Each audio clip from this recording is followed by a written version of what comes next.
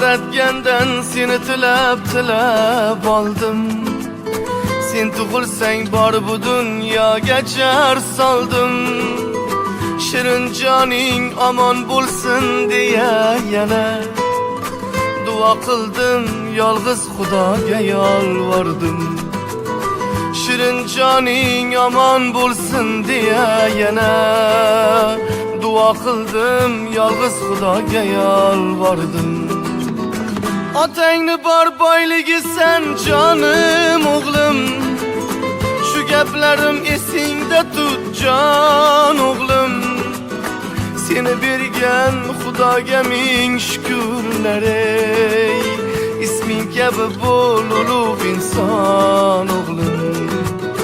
Seni bergan Allohga ming shukrlar ey, isming kabi bo'l ulug' inson o'g'lim.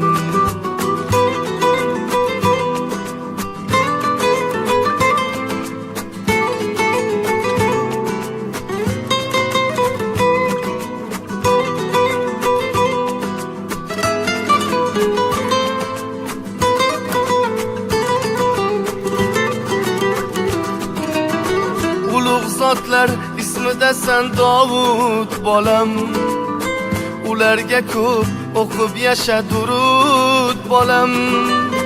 Uzoq umr ko'rib biroq inson bo'lib, onang ikkimiz yuzimiz yorit bolam. Borgan sari shirinliging ortib borar, mehrim meni sen tomonga tortib borar. Bolajonim beg'uborim kundan kunga, endi seni zo'r kelajak kutib qolar. Otangni bor boyligi sen jon o'g'lim, shu gaplarim esingda tut jon o'g'lim. Seni bergan Xudoga ming shukrlar ey, isming kabi bo'l ulug' inson o'g'lim.